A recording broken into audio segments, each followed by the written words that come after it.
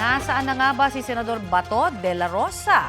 Absent po siya sa sesyon ng Senado kahapon kasunod ng sinabi ni Ombudsman Jesus Crispin Remulla na may unofficial copy siya ng ICC arrest warrant laban sa senador. Ang liderato ng Senado kumukonsulta na raw sa mga eksperto sa batas. Balitang hatid ni Mav Gonzalez.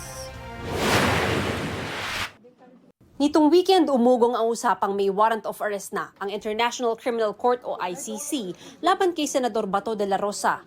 Si Ombudsman Jesus Crispin Remulla ang nagsabi niyan sa isang panayam. Kung tatanungin niyo ako kung meron warrant, meron. Nasa telepono ko. I have a copy. Pero hindi pa yan, hindi siya official copy. Sa sesyon ng Senado, absent si de la Rosa.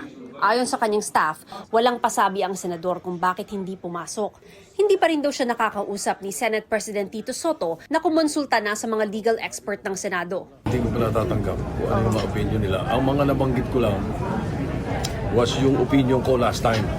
During the time, Senator De Lima, Senator Trillanes, yun lang yung mga nabanggit ko ng mga positioning namin. Pero iginiit ni Soto na hindi pwedeng arestuhin sa loob ng Senate building ang sino mang senador. Lalo na pag nagsisesyon.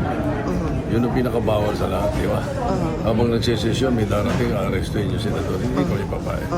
Pero sir, yun hindi Kahit matter sino of pa yan. Kung pipiliin daw ni De La Rosa magpakanlong sa Senado, ayon kay Senate President Pro Tempore Ping Lacson, alinsunod sa konstitusyon ay limitado lang ito. Limited kasi yung Constitution is very clear on the matter. May immunity from arrest when Congress is in session. Tinawagan daw ni Lacson si De La Rosa na kapwa niya naging PNP chief. He was not picking up and the following morning I noticed na meron siyang missed call sa akin. So I hope we can talk just to give him some advice, no.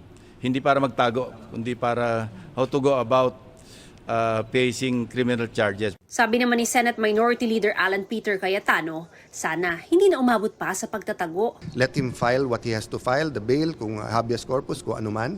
Then let him have his day in court. Kasi pag dito magkakatensyon pa tayo eh.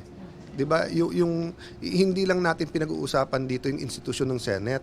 Mas importante pa sa Senate is our democracy. Dagdag ni Cayetano, dapat korte ang magdesisyon kung pwede bang ipaaresto sa bisa ng ICC warrant si De La Rosa. Hindi naman pwede kung sinong admin siya na lang. Kasi hindi na tayo rule of law nun. There has to be a final arbiter. And if you look at the Philippine Constitution, iisa lang yan, yung korte. Paglilinaw ng Department of Justice, wala pa silang natatanggap na kopya ng sinasabing arrest warrant. We have not seen nor received any copy of this ICC warrant of arrest.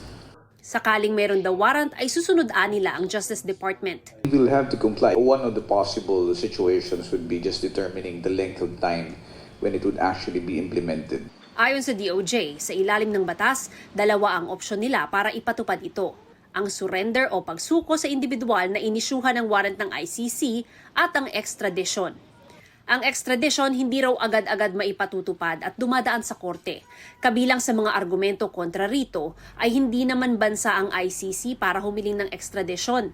Ayon sa DOJ, mas madali at mas maigsi raw kung surrender ang gagawin. Pero ang hakbang na ito, kino-question sa Supreme Court. Kasunod yan ng pag-escort ng mga tauhan ng gobyerno at pagsakay sa eroplano kay dating Pangulong Rodrigo Duterte para dalhin sa The Hague.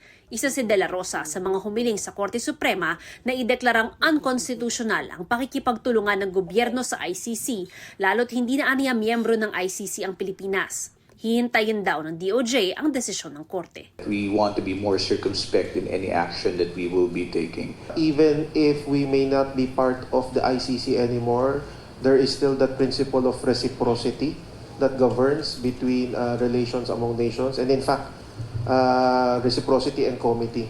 Mav Gonzalez, nagbabalita para sa GMA Integrated News.